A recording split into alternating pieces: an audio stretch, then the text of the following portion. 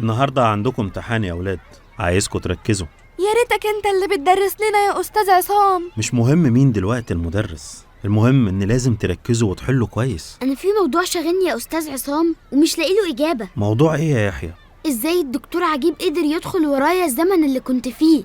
بسأل نفسي السؤال ده من وأنا هناك ومش لاقي له إجابة. مش فاكر يا يحيى لما عجيب قالك مش انت بس اللي معاك تعويذة؟ الراجل ده مش سهل، مش مجرد حرامي وخلاص. أكيد في طريقة قدر يوصل بيها إنه يلحقك في أي زمان أو أي مكان.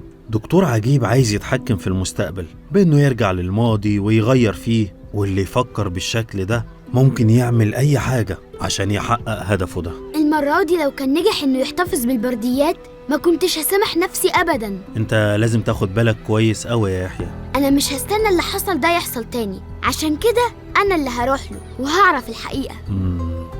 انت ناوي على ايه؟ هقول لكم بعد الامتحان.